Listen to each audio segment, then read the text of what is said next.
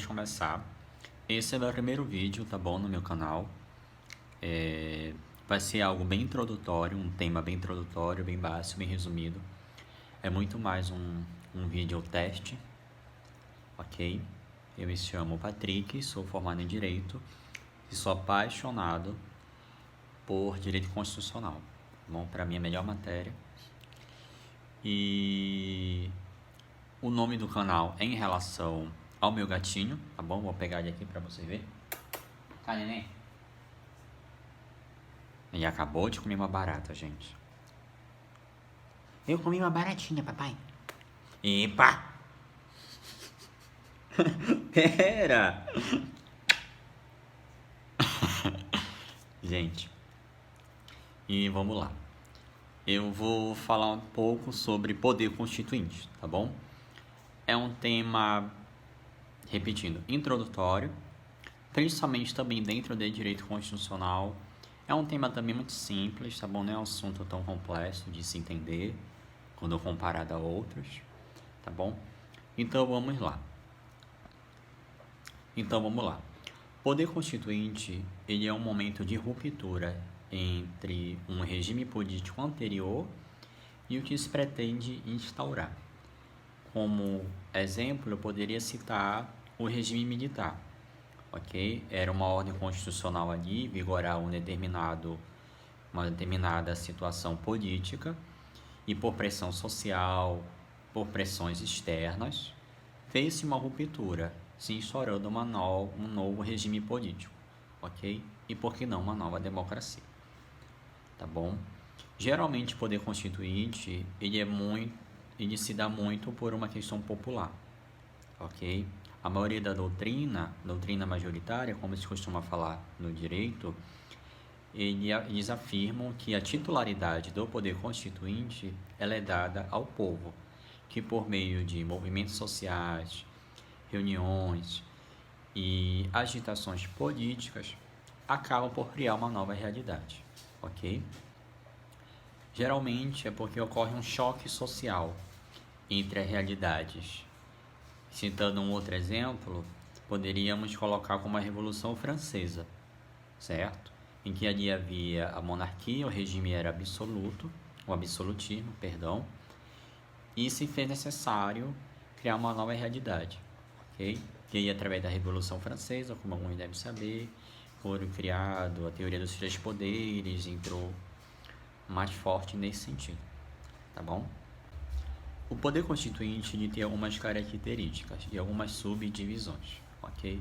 Vamos começar pelo poder constituinte originário, que pelo nome já deve ter noção. É quando justamente aquela nova realidade ela vai romper com a anterior, ok? E quando se instaura essa nova realidade, ela não vai ter nenhuma ligação com a anterior, certo? O poder constituinte originário ele é ilimitado juridicamente e politicamente. Ele não tem nenhuma obrigação na hora de produção das normas, na hora de produzir todas essas políticas públicas, digamos assim, no conceito amplo, o mesmo que a anterior, entendeu? Por uma questão óbvia, certo? Se trata de uma inovação jurídica e uma inovação político-social, tá bom? Só tomar um cafezinho aqui. São exatamente 11 horas. E outra característica é um poder soberano, ok? Ele não vai se limitar ou se restringir a alguma pressão externa, tá bom? Além de ser um poder constituinte originário, soberano, autônomo e limitado, necessariamente precisa ser um poder democrático. Alguns doutrinadores, tá bom? E aqui eu vou citar Pedro Lenza. Ele afirma que, junto com Canottilho também, quem já leu Direito Constitucional, vários livros, sabe disso, eles afirmam que o poder constituinte precisa ser democrático. Democrático em que sentido? Citando o exemplo da nossa Constituição de 88, em que uma Assembleia Constituinte houve ali uma convenção, tá bom? Em que vários representantes de vários grupos da sociedade participaram democraticamente da elaboração dessa nova Constituição, dessa nova realidade jurídico-político. Beleza? É o que a grande maioria fala. Não necessariamente o poder constituinte originário vai ser democrático. Como, por exemplo, podemos citar a Constituição do Império. Ela não foi uma Constituição democrática. Ela foi outorgada, certo? Dom Pedro foi lá e disse, ok, essa é a Constituição e pronto, acabou, certo? Esses são uns exemplos de poder constituinte originário, ok? O poder constituinte originário pode ser formal e material, ok? O formal é a positivação, quando ocorre a concretização da materialidade daquilo que se quer produzir ali, ok? Citando o exemplo da Assembleia Constituinte de 88, havia a necessidade de haver a representação dos grupos indígenas, certo? Havia ali essa nova realidade fática, em 88, que lá em 60, quando foi instaurada a Constituição de 67, se não me engano, não havia essa representação, se não me engano não havia. Caso tenha, eu vou me corrigir aqui, tá bom? Mas não havia. A realidade, em 88, era que havia essa necessidade, ok? Temos aqui o fato social que precisa ser representado. Nesse sentido, a formalização, a ponto de, na própria Constituição, atualmente, haver um capítulo só para tratar sobre os povos indígenas, bom? O direito a usufruir da terra, como os povos originários, etc, etc, tá bom? Uma proteção bem mais ampla e maior, que um dia eles tiveram, ok? O poder constituinte, ele também é classificado em reformador, revisador, decorrente e o revisado, tá bom? Dentro dessa categoria tem o que a gente chama de poder constituinte derivado, ok? Que, diferente do poder constituinte originário, ele será limitado juridicamente, politicamente, financeiramente, etc. Todos esses pontos, ok? Mas, Patrick, por quê? Veja bem, você não pode, no sentido de poder constituinte derivado, tá bom? A essência do poder constituinte derivado é reformar a Constituição, formalmente ou informalmente. Vamos por parte, ok? Um exemplo de poder constituinte derivado reformador e formal é uma emenda à Constituição, as famosas PEC que a gente ouve muito quando rola ainda, PEC da reforma tributária, PEC da aposentadoria, PEC da reforma política e por aí vai, certo? Todas essas emendas constitucionais, elas vão alterar a Constituição. Em regra, elas vão acrescentar artigos, certo? Na criação dessas PEC, dessa reforma constitucional, elas não podem suprimir nenhum direito e garantia fundamental, ok? Porque lá em 88, na Constituição, da Assembleia Constituinte, ok? Que aqui para nós é considerado o nosso poder constituinte originário, não foi permitido, ok?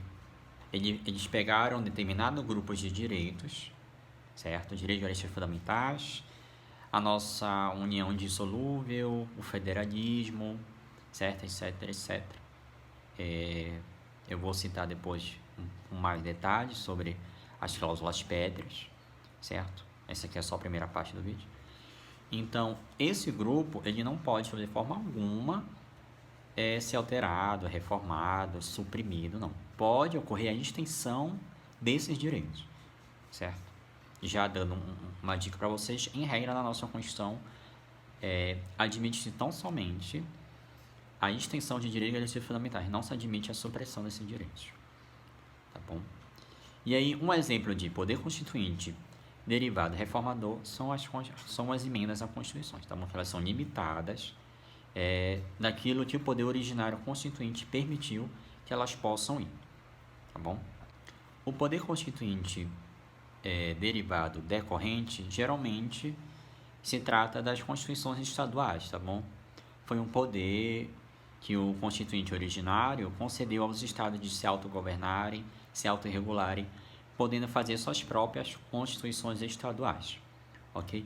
Em regra, pelo princípio da assimetria, uma grande parte das constituições estaduais tem que reproduzir obrigatoriamente alguns artigos da Constituição Federal, tá bom?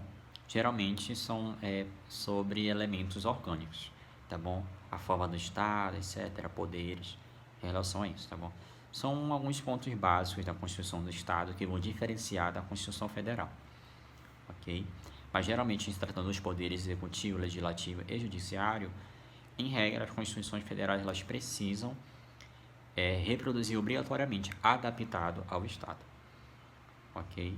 Um outro poder que se fala é o poder constituinte difuso, ok? Que é considerado por alguns doutrinadores, ok? Pedro Lenz é um deles, que se trata de uma mudança na interpretação da Constituição, ok? Aqui não estamos falando de mudança da norma, certo? Não estamos falando de um processo formal legislativo de alterar a norma constitucional ou acrescentar algo a alguma norma constitucional, ok? É quando tão somente, nesse caso, pode ser o STF ou aquele órgão embutido pela constitucionalidade, certo? Ele vai pegar uma norma e interpretar de uma outra forma, certo? Com uma nova realidade ali fática social, ok? Mas a letra da lei, ela permanece a mesma, tá bom? E o último, já encerrando essa primeira parte do vídeo, é sobre o poder constituinte. Gente, meu gatinho tá aqui. O revisador, tá bom? O revisador, ele foi previsto somente uma única vez, se não me engano, tá bom? Em nossa Constituição, cenoura,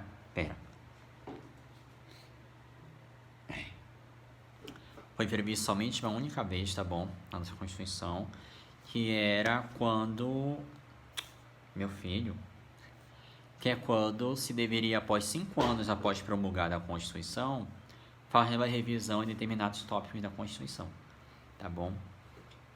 Passado esse período, ela se exauriu, ok? Não se poderia e não se pode criar uma nova revisão da Constituição, certo? Que era justamente para saber regime de governo, o regime social, da nossa forma, se ia ser parlamentar, monarquia, república, entendeu? Foi isso que deveria ter sido feito 88, 9, 91, 94 ou 95, tá bom? Não vou lembrar muito agora, certo? Mas era 5 anos após a promulgação da Constituição. Feito isso, encerrou, tá bom? Foi uma única vez, ela se exauriu, não pode mais ocorrer isso, ok? Espero que possam ter compreendido, tá bom? Eu aceito feedback, comentários construtivos, civilizados e educados, tá bom? Ninguém aqui, tá certo, tá? Pra estar judiando de ninguém, ok? É meu primeiro vídeo, espero que de muitos. E é isso, eu mostro a primeira parte, em breve eu posto a segunda, ok? Beleza, muito obrigado.